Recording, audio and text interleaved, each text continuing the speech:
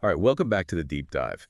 Today we're going to be taking a look at a topic that's not only super relevant to what's going on in the world right now, but also a key area if you're prepping for the UPSC exam, especially if you're focusing on international relations, and that's terrorism. It can be a scary topic, for sure. Lots of sensationalism and fear-mongering. But getting a good handle on how complex it really is, well, that's essential if you really want to understand, the 21st century world. Couldn't agree more. And for this deep dive, we're going to be using an excerpt from a pretty well-known text on global politics, something you'll probably see on those recommended reading lists for international relations students. So think of this as like your cheat sheet to some of the biggest debates around terrorism. Ready to unpack some serious intellectual firepower. To do that. Okay, so terrorism, right? I mean, it's been around forever. But these days, everyone's talking about how it's gone global, how it's more destructive than ever.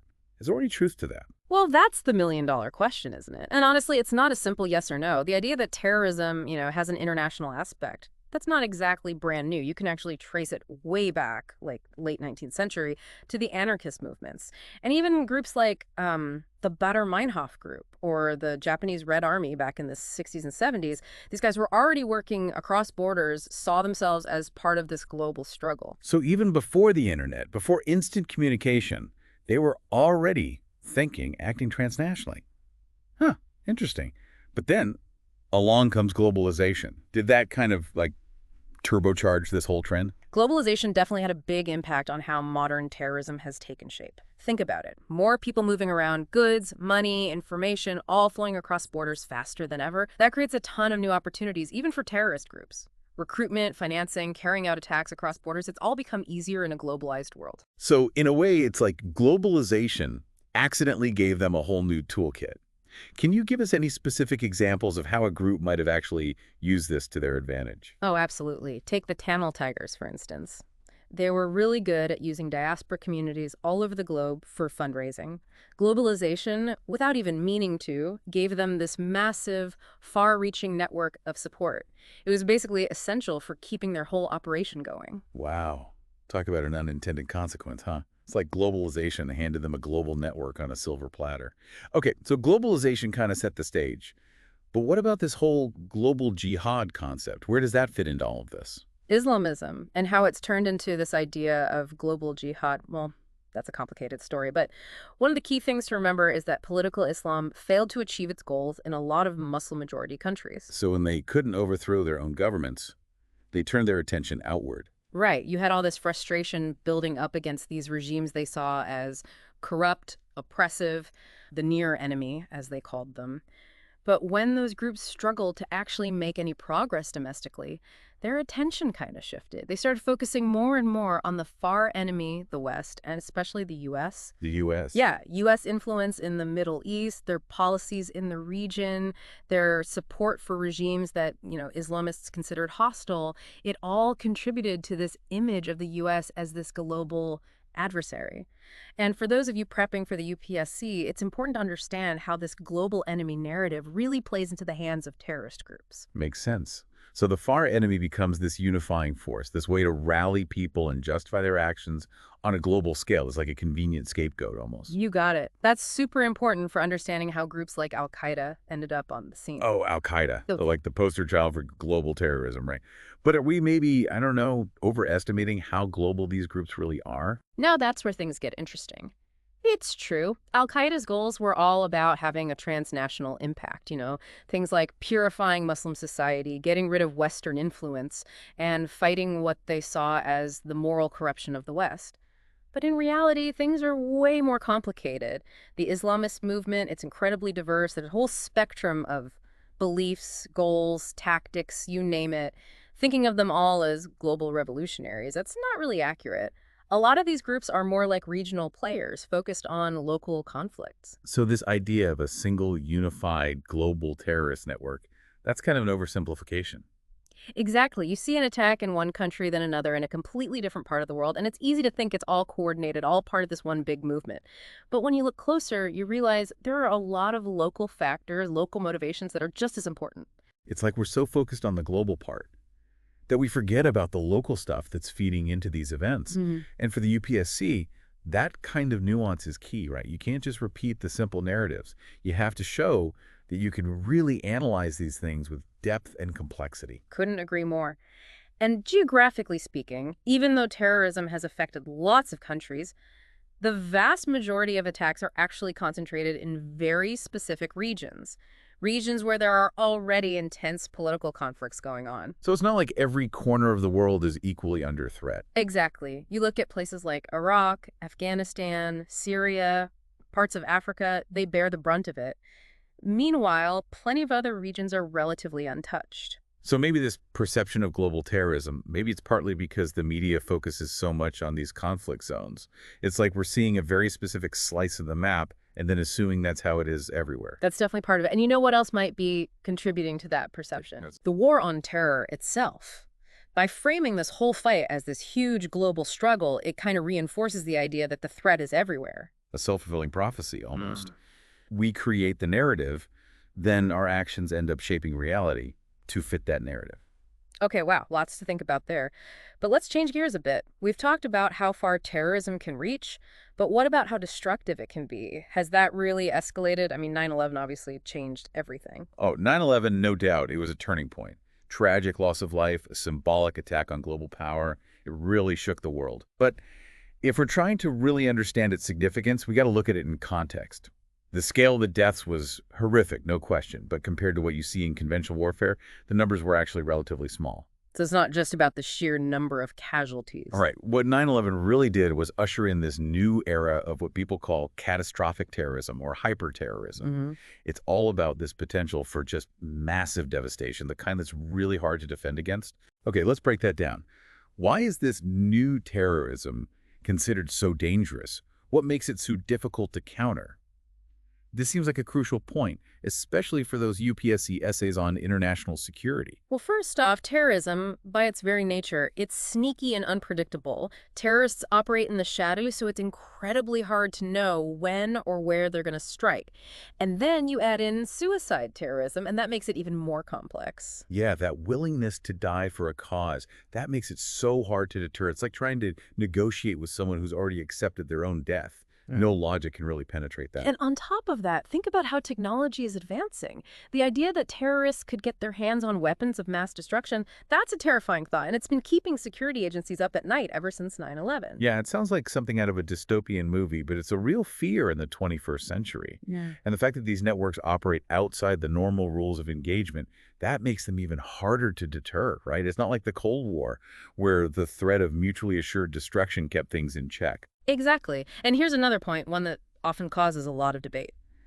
Some people argue that modern terrorists, especially the ones driven by Islamist ideology, they're less concerned with moral or humanitarian principles. They see the West as inherently evil, and that, in their minds, justifies pretty much anything, even extreme measures. Wow, that's a pretty heavy accusation. But isn't that a dangerous generalization? You're right to be cautious about painting an entire group with that kind of brush. You always have a range of beliefs, a range of motivations within any movement. Just because some individuals hold those extremist views, it doesn't mean everyone in that group shares that level of fanaticism. You got to be careful about making sweeping judgments. Absolutely. It's all about nuance, right? Especially when you're trying to make sense of complex things like terrorism. But it's also important to acknowledge that this is a contentious point. Some people argue that this whole fear of catastrophic terrorism, it's overblown, that we're giving these groups too much power in our minds. What do you think? There are definitely counter-arguments to this narrative of unstoppable terror. Some people question how effective terrorism really is as a military strategy. Hold on. Effectiveness. Didn't we just talk about how much damage they could potentially cause? We did, but the key here is to separate the individual acts of terror from their actual long-term impact. An attack, yeah, it can be devastating, no question. But terrorism, it relies on these sporadic acts. It's not like the sustained campaigns you see in conventional warfare. You look at the actual number of casualties from terrorism, despite all the attention it gets, it's actually pretty low compared to traditional conflicts. So the psychological impact of terrorism, it's often bigger than the actual physical damage. It's more about creating fear, disruption, rather than achieving concrete objectives. Exactly. And if we look back through history, the terrorist campaigns that have actually been successful, they were usually intertwined with bigger struggles, national or ethnic struggles, where they had a lot of popular support. So public support is key. Terrorism, without that kind of base, it's not likely to work. Precisely. In fact, sometimes it can backfire spectacularly. It can alienate the very people they claim to represent, and that triggers a harsh response from the government, which makes success even less likely. Okay, so the context is everything. It's not just about the attacks themselves. It's about the social and political stuff going on underneath. That's what shapes how terrorism plays out. Now, before we wrap up this first part of our deep dive, I got to ask you about this whole clash of civilizations narrative between Yeah. Islam and the West. Is that really a valid way to frame Islamist terrorism? Because to me, that feels incredibly simplistic and frankly dangerous. I agree with you. You got to be really careful with that narrative. It's a dangerous oversimplification, one that just ignores the huge diversity within the Muslim world. Remember, Islamist terrorism, it represents a very small fringe element within Islam. It doesn't represent the beliefs or aspirations of the vast majority of Muslims around the world. Right, attributing the actions of a few extremists to a whole religion, a whole culture, that's not only inaccurate, it's incredibly harmful. It fuels prejudice and creates even more division. Exactly. And, some people argue that this clash of civilizations narrative, it actually benefits those in power, especially in the West. It creates this convenient enemy, this bogeyman that they can use to justify all sorts of things. Increased military spending, expanded surveillance, even interventions in strategically important regions. So the fear of the other, the perceived threat from Islam, it becomes a way to legitimize actions that might otherwise be met with a lot of resistance. You got it. It creates this sense of urgency, like we need to act now, we need to be decisive, even if those actions end up eroding civil liberties, undermining democratic values, or leading to more instability and conflict. It's a slippery slope. It all comes back to this politics of fear, doesn't it? It's not just about fighting terrorism, it's about using that fear to achieve other goals. Goals that might be about grabbing more power, securing resources, or just staying in control. Exactly. And don't forget, this politics of fear isn't just something you see in Western democracies. Authoritarian regimes, they use the threat of terrorism too. It's a convenient excuse to crack down on dissent, suppress opposition, hold on to power tighter. Absolutely. And don't be afraid to challenge conventional wisdom, even when it comes from sources that seem really authoritative. The best analysts, the ones who really excel, they're the ones who can think for themselves, put information together, and come to their own conclusions. They're not just parrots. It's all about developing that sharp, analytical mind that can cut through the noise and see the world for what it really is. And that's a skill that'll serve you well no matter what field you end up in. Speaking of fields, for those of you who are interested in international relations, everything we've been talking about today, it touches on some really important themes for understanding the 21st century. What are some of the big ones we've uncovered? Well, first we talked about how globalization affects non-state actors, and that includes terrorist group. It's created all these new opportunities for them to operate across borders, connect with each other, raise money, spread their ideology. Globalization, it's a double-edged sword. It has both positive and negative consequences for global security, right? It's made the world more interconnected, but it's also made it easier for the bad guys to exploit those connections. It's like a constant game of cat and mouse, and the rules keep changing. Exactly. Second, we talked about the rise of terrorism that's driven by religious beliefs, especially in the context of Islamism. If we want to develop effective strategies to counter terrorism, if we want to address the root causes, the grievances that are fueling all of this extremism, we have to understand where it comes from. The history, the politics, the ideology, it all matters. And we have to avoid those simplistic clash of civilizations narratives, right? We Yeah. can't forget about the incredible diversity within the Muslim world. Absolutely. And finally, this deep dive has really highlighted how important it is to critically examine the war on terror narrative. We've seen how fear can be a powerful weapon for those in power, how it can be used to justify actions that might have nothing to do with actually fighting terrorism. It's about control, about agenda, sometimes. It's a reminder that even when we're facing a real threat, we have to be on guard against manipulation, against abuses of power. It's not just about terrorism, it's about understanding how power works in the world, how it can be used and abused. Exactly. And for our UPSC folks out there, understanding these dynamics is crucial if you want to navigate the complex world of international relations, if you want to come up with smart, informed policy recommendations.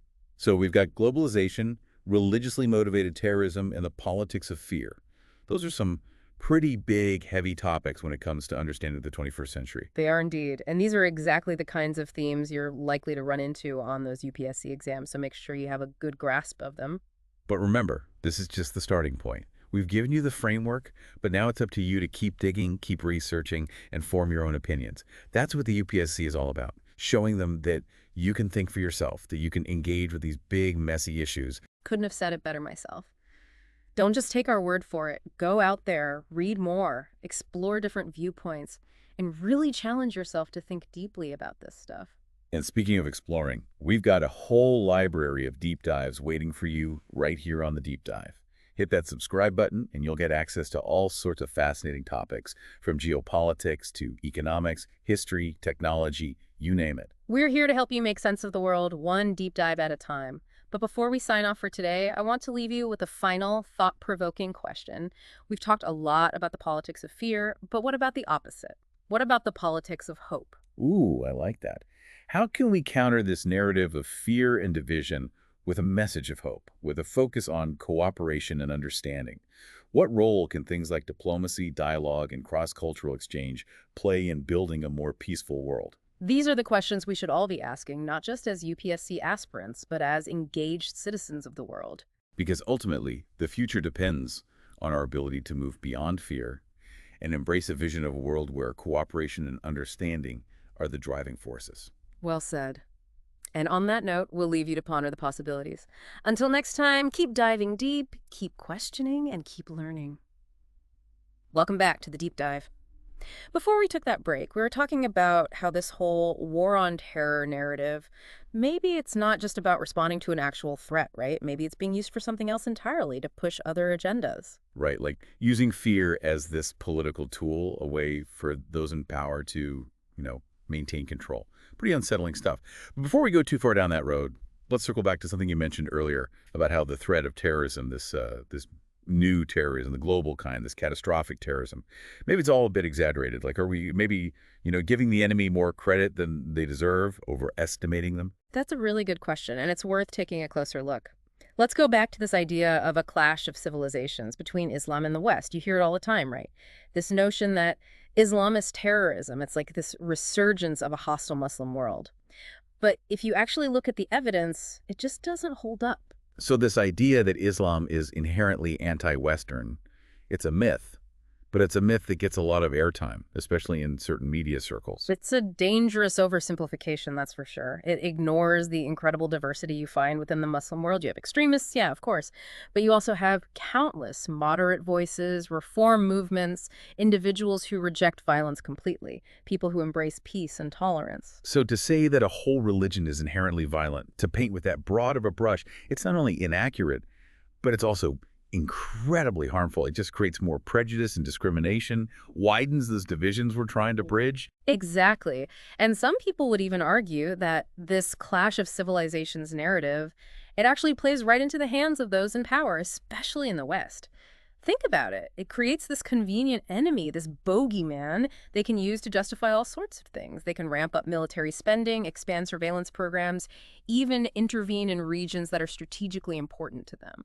So they use the fear of the other, this perceived threat from Islam, to legitimize actions that people might otherwise push back against. Right. It creates this sense of urgency, this idea that we need to act decisively. And right now, even if those actions end up eroding our civil liberties, weakening our democratic values, or making the world even more unstable and conflict-ridden, it's a slippery slope, that's for sure. And it all comes back to this idea of the politics of fear, right? It's not just about fighting terrorism. It's about using that fear to accomplish something else entirely, to further certain agendas that might be about consolidating power, securing access to resources, or just staying in control. Absolutely. And it's important to remember this isn't just something you see in Western democracies. Authoritarian regimes, they use the threat of terrorism too as a way to justify cracking down on dissent, silencing opposition, and tightening their grip on power. Wow, so this whole thing about manipulating fear for political gain, it's not just a Western phenomenon, it's happening all over the world. That's a pretty heavy thought. Okay, let's bring it back down to earth for a second, though. For those UPSC aspirants listening in, what are the key takeaways from all this? What do they really need to understand? Well, I think the most important lesson here is you have to think critically. You can't just take everything you hear at face value, especially when it comes to emotionally charged issues like terrorism. You have to dig deeper, question your assumptions, and look at all sides of the story. The folks grading those UPSC exams, they want to see that you can analyze events from multiple perspectives. They want to see that you're not just repeating what you've read, that you can think for yourself. Right? It's not just about memorizing facts and figures. It's about understanding the complexity, the nuances, all the different forces that are at play. That's what's going to make you stand out, both on the exam and, in life in general. Exactly. And don't be afraid to question what you hear, even if it's coming from a source that seems totally authoritative. The analysts who really excel, the ones who really get it, they're the ones who can think independently, synthesize information from different sources, and draw their own conclusions. They're not just parroting what they've been told. It's about developing that sharp, analytical mind that can cut through all the noise and see the world for what it really is without all the filters and biases. And that's a skill that will serve you well no matter what path you choose. Speaking of paths, for those of you interested in international relations, everything we've talked about today, it touches on some really important themes for understanding how the world works in the 21st century. What are some of the big ones we've uncovered? Well, we talked about how globalization impacts non-state actors, including, of course, terrorist groups. It's created all these new opportunities for them to operate across borders, connect with like-minded individuals and groups, raise funds, and spread their ideology more easily and more effectively. Globalization, it's a double-edged sword, that's for sure. It brings people together, creates new possibilities, but it also opens up new avenues for those who want to exploit those connections for all the wrong reasons. Right. It's a more interconnected world, but that also means it's easier for the bad guys to take advantage of those connections. It's like a never-ending game of cat and mouse, with the rules constantly changing. Absolutely. We also talked about the rise of religiously motivated terrorism, especially within the context of Islamism.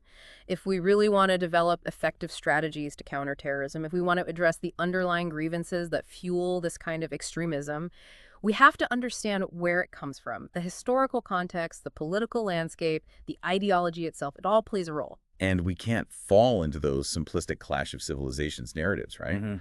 We have to remember that the Muslim world is incredibly diverse, and to paint it all with one brush is not only inaccurate, but also really harmful. I completely agree. And finally, this deep dive has really underscored how important it is to critically examine the whole war on terror narrative. We've seen how fear can be used as a weapon by those in power, how it can be used to justify actions that might have nothing to do with actually combating terrorism. It's often about control, about hidden agendas. It's a reminder that even when we're faced with a real threat, we can't let our guard down. We have to be aware of the potential for manipulation, or the abuse of power. It's not just about terrorism. It's about understanding how power works in the world, how it can be used and misused. Exactly. And for our UPSC aspirants out there, understanding these dynamics is absolutely essential if you want to navigate the complex world of international relations and formulate effective, well-informed policy recommendations. It's not just about theory. It's about understanding how the world really works. So we've got globalization, religiously motivated terrorism, and the politics of fear. Those are some pretty heavy topics when it comes to understanding the 21st century. These are issues that aren't going away anytime soon. They're not, and they're the kinds of themes you're likely to encounter on those UPSC exams, so it's really important to have a good grasp of them. You need to be able to think critically about these issues, analyze different perspectives, and form your own conclusions. But remember, this deep dive, it's just the starting point. We've given you a framework, but now it's up to you to keep digging, keep researching, keep asking those tough questions, and form your own opinions. That's what the UPSC is all about, showing that you can think for yourself, that you can grapple with these big, messy, complex issues and come up with your own analysis. I couldn't agree more. Don't just take our word for it. Go out there, read widely, explore different viewpoints, and really push yourself to think deeply about these issues. The more you learn, the more you question, the better equipped you'll be to understand the world around you and make a positive impact. Welcome back to the deep dive. So we spent the last couple of parts really digging into this whole terrorism thing. We've looked at how it's changed over time, how it's connected to globalization, what this whole catastrophic terrorism idea is all about, and even how fear can be used as a political tool. We've covered a lot of ground, that's for sure. Yeah. Challenged some assumptions along the way, too. Exactly. But now let's talk about how all of this knowledge, how you can actually use it. Especially for those of you who are getting ready for the UPSC exam. I know we've got a lot of aspiring diplomats in our audience, folks who are aiming for that Indian Foreign Service. So let's connect the dots between what we've been talking about and how you can crush that exam. Yeah, this deep dive, it's given you a really solid foundation when it comes to terrorism. But acing the UTSC, it's not just about memorizing a bunch of facts. It's about showing them that you can think critically, that you can look at different perspectives, and then form your own arguments, well-reasoned arguments. Okay, so how do we take all this terrorism talk and turn it into exam success? Give us the cheat codes. All right, well, one thing the UPSC examiners really love is when candidates can analyze events from multiple perspectives. So let's say you're looking at the war on terror. Think about how different schools of thought in international relations, how they would view it. A realist, they'd probably zero in on the power dynamics between states, but a liberalist, they might focus more on the role of international institutions. See the difference. Oh, I get it. So we're taking what we've learned about terrorism, and then we're looking at it through all these different theoretical lenses, like putting on different pairs of glasses, see the same thing from different angles. You got it. And don't forget about real-world examples. The UPSC, they often ask for concrete examples to back up your arguments. Think about the Tamil Tigers, how they use those diaspora networks to raise money. Or Al-Qaeda, and their whole thing about creating a global jihadist movement. We've talked about a bunch of cases today, and you can use them to illustrate all sorts of points about terrorism, its motives, its impact. So it's not just about talking theory. It's about being able to connect it to what's actually happening in the world. Gotcha. Any other advice for our future diplomats out there? Any secret wetlands we can give them? Okay, well, remember that the UPSC often throws in questions that are specifically about India's foreign policy. So think about how terrorism has affected India, both within its own borders and in terms of its relationships with other countries. How has India dealt with the challenge of keeping itself safe while also being a part of the global fight against terrorism? And this is where understanding that whole politics of fear thing comes in handy, right? Yeah. We can talk about how India has sometimes been pressured to get on board with certain narratives or actions that might not actually be in its best interest. Exactly. You can show them you're a critical thinker by talking about the tough choices India has to make, the potential consequences of those choices. You want to show them you get the complexity, that you can see it from all sides. So the takeaway here is, show them you can think critically, analyze different viewpoints, use real-world examples, and understand India's unique position on the world stage. Sounds like a recipe for UPSC success to me. But hey, it's not just about passing an exam right. You got that right. Learning about terrorism, or any global issue for that matter, it's about so much more than just getting a good grade. It's about understanding the world around us better, sharpening our analytical skills, becoming engaged citizens who can think for themselves and contribute to making things better. It's about using what we know to make a positive impact, whether that's through a career in diplomacy or policymaking, or just being informed, engaged citizens who can participate in these important conversations. Absolutely. And remember, this deep dive, it's just the beginning. Keep exploring, keep asking questions, and never stop learning. There's a whole world of knowledge out there waiting to be discovered. And if you're looking for a guide on that journey of discovery, you're in the right place. Make sure you hit that subscribe button for the deep dive, and you'll get access to a whole bunch of thought-provoking deep dives into all sorts of fascinating topics. We'll be tackling everything from geopolitics and economics to history and technology and so much more. We're here to help you make sense of the world, one deep dive at a time. So hit that subscribe button, leave us a rating if you're feeling generous, and join us as we continue to explore the complexities of the world around us. Until next time, keep diving deep.